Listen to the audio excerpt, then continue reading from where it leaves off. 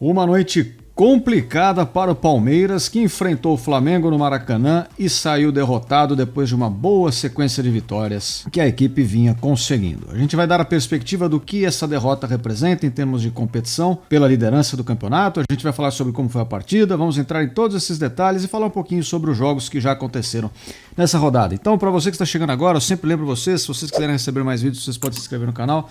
Deixe o seu like, você me ajuda bastante a continuar aqui o meu trabalho, fortalece a firma aqui, como dizem. E a gente vai passar para a mesa tática para começar a dar as nossas impressões do jogo aqui. Vamos lá, primeiro eu vou passar a escalação e aí eu entro sobre o que eu achei da partida. O Palmeiras veio a campo com o Everton no gol, aquele trio de zagueiros, Gustavo Gomes, Luan e Murilo. Na direita Mike, na esquerda Piquerez, Zé Rafael, Richard Rios, Rafael Veiga e no ataque Breno Lopes e Hendrick. Bom, e a princípio o jogo parecia ser promissor. Se eu fizesse um recorte para vocês dos 15, 20 minutos ali iniciais da partida, o Palmeiras estava jogando bem. E a impressão que eu tinha é que, ok, vai ser um jogo difícil, mas o Palmeiras tem boas chances de sair com a vitória. Tinha a cara de que o Palmeiras conseguiria controlar o jogo e estava se posicionando bem no campo de ataque, estava criando ali algumas alternativas, então poderia encontrar o gol a qualquer momento. Mas então a situação muda de figura drasticamente com infelicidades individuais aqui do time do Palmeiras.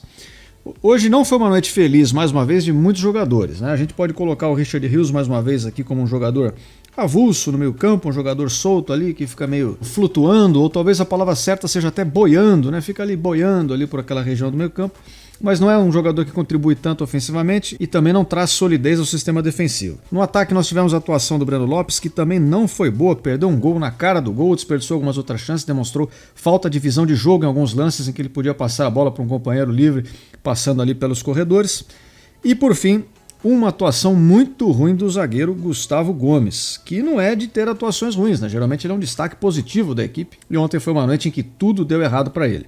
O Palmeiras sofre o primeiro gol num lance em que ele está dando a condição para o atacante do Flamengo, Pedro, sair na cara do gol. Ele está um pouco mais recuado, não está formando uma linha perfeita aqui com o Luan, dando essa condição para a bola enfiada e, por consequência, o gol. Na sequência, o Palmeiras toma um segundo gol no lance em que o Gustavo Gomes estava fora de posição.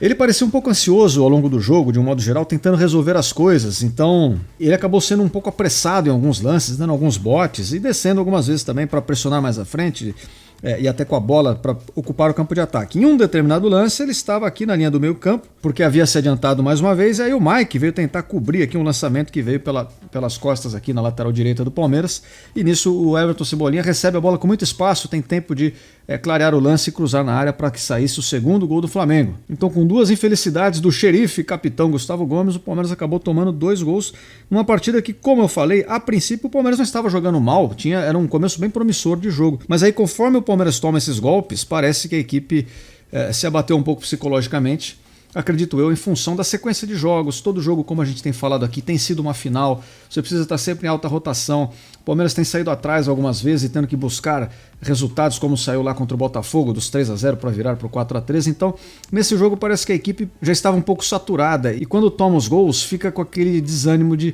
pô, mais uma vez vamos ter que correr atrás, mais uma vez vamos ter que fazer aqui uma coisa heróica para conseguir vencer essa partida. Mas o empate eu diria que não era um mau resultado nesse jogo, então talvez se o Palmeiras tivesse conseguido controlar pelo menos essa condição do empate já seria bom. O Palmeiras volta para o segundo tempo e aí tem mais uma infelicidade do Gustavo Gomes, que é uma infelicidade dupla. O Abel Ferreira resolve tirar um dos zagueiros para colocar um jogador da base lá, o Luiz Guilherme. O Gustavo Gomes estava claramente ali num dia um pouco infeliz. Mas entre ele e o Luan, é verdade que o Gustavo Gomes tem uma presença melhor na jogada aérea, no campo de ataque. Várias vezes o Gustavo Gomes deu assistências, fez gols e talvez confiando um pouco mais nisso, ele prefere deixar o Gustavo Gomes em campo, já que o Palmeiras precisava buscar o resultado, precisava ir atrás de gols. E a jogada aérea do Gustavo Gomes é uma das formas que o Palmeiras tem de chegar a gols, né?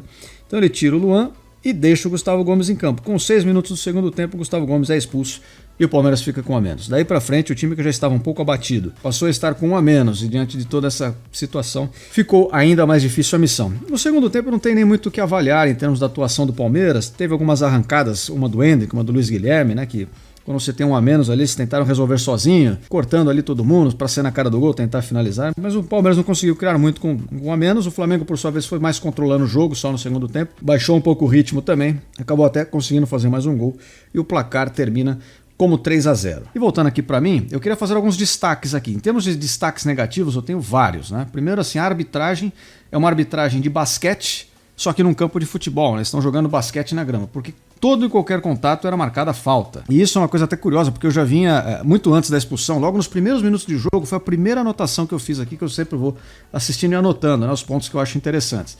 A primeira anotação que eu fiz foi que a arbitragem é bastante desagradável para o desenvolvimento do jogo. Acabou resultando até na expulsão ali do Gomes. Claro que a expulsão pode até ser discutida, para quem não concorda, aquela coisa e tal, mas não foi exatamente esse o ponto que fez o Palmeiras perder, então não vou me estender muito nisso. Agora, os demais destaques negativos, alguns já dei, né? Foram atuações individuais, como a do Breno Lopes, Richard Rios, Gustavo Gomes, e também a do Rony, que entrou no segundo tempo e mais uma vez tirou um gol do Palmeiras. Já não é a primeira vez que ele faz isso, né? Na verdade, se a gente for mais criterioso e buscar para trás, tem um caminhão de vezes em que ele fez isso, mas mais uma vez, assim como ele fez um jogo contra o Santos, que o Kevin ou o Luiz Guilherme, acho que era o Kevin, estava fazendo um gol, ele apareceu como um zagueiro para tirar a bola de cabeça. Hoje a bola estava sobrando limpa para o Zé Rafael na cara do gol e o Rony aparece ali no meio do caminho tentando dar uma bicicleta, fazer as suas acrobacias, que eu não sei se são bem-vindas, né, em todos os momentos que ele tenta, mas enfim, ele tirou mais uma oportunidade do Palmeiras ali, uma grande oportunidade. Eu não sei se o Zé Rafael estaria impedido no lance, mas enfim, de toda forma, mesmo que não estivesse, o fato é que ele tirou a chance do Palmeiras ali. Mais uma vez o Palmeiras sofreu gol ali pelo lado direito da defesa, por conta daquele espaço entre o lateral e a cobertura, que ainda o Palmeiras não está sabendo fazer isso direito. Eu já mencionei isso aqui em outros vídeos, se vocês notarem. E o último destaque negativo, só para não perdermos o costume, foi a transmissão. Mais uma vez eu tive que assistir pela transmissão da Plim Plim, porque daí o delay ficaria menor aqui para mim, e foi realmente mais uma daquelas, né? Como sempre acaba sendo. Bom, temos de disputa, pessoal, olha só. Eu havia falado para vocês aqui e tenho repetido ao longo dos jogos que o Palmeiras tinha 8 finais para serem disputadas até o final do campeonato. Se ele quisesse ser campeão, ele teria que encarar os 8 jogos como uma final cada uma. E desses jogos, a gente tem um vídeo mais recente aí que eu falei um pouco da projeção, né, dos times, quantos pontos tem que fazer para estar ali disputando o título, provavelmente. Eu coloquei para vocês que dos 8 jogos, o Palmeiras precisaria vencer 7 para ter uma boa chance de repente beliscar ali o campeonato e ser campeão. Desses 8 jogos, o Palmeiras já perdeu um. Essa foi a primeira derrota. Se ele perder só esse, se mantiver até o final num grande nível de competitividade, o Palmeiras ainda tem chance, mas é claro que essa derrota atrapalha e coloca o Flamengo mais perto da briga também. A gente vai ver a classificação daqui a pouquinho, todos os times aí, pra gente ter uma ideia melhor. Mas é claro que essa derrota atrapalha. Como eu disse, um empate no jogo de hoje teria sido um resultado muito mais agradável. Agora vamos falar um pouco sobre o campeonato, os jogos da rodada. A gente teve abrindo aqui essa 33ª rodada, o jogo entre Internacional e Fluminense, que acabou em 0-0. Fluminense que foi campeão da Libertadores, ainda deve estar meio de ressaca. Inclusive esse jogo tem tudo a ver com Libertadores, né? Uma reedição dos jogos ali da semifinal, que o Internacional acabou jogando melhor e acabou sendo desclassificado. O Fluminense conseguiu o resultado, jogou com a menos, aquele papo todo. No Independência, o América Mineiro acaba de ser rebaixado, tomou 3-0 do Curitiba, e esse resultado dá um respiro ali, um pequeno alento para o torcedor do Curitiba, embora a situação ainda seja muito difícil, mas são 3 pontos pelo menos ali, que vão adiando um eventual rebaixamento que a equipe possa ter. Na Vila Belmiro, o São Paulo pegou o Red Bull Bragantino, outro resultado que interessa muito na disputa do campeonato. A gente também fez um vídeo sobre o Bragantino ao longo dessa semana, e esse resultado seria muito importante para o Red Bull Bragantino, mas no finalzinho do jogo ele acabou cometendo um pênalti e o São Paulo conseguiu fazer o gol. E mais uma derrota também, então já é o segundo perseguidor do Botafogo que acaba ficando pelo meio do caminho. Na Liga Arena, o Atlético Paranaense empatou com o Fortaleza em 1-1. O Fortaleza saiu na frente, o Atlético buscou empate. E o Flamengo venceu o Palmeiras, como a gente já viu, né? A gente vai ter ainda Corinthians que pega o Atlético Mineiro, Goiás pega o Santos, jogo interessante ali para a zona de baixo da tabela.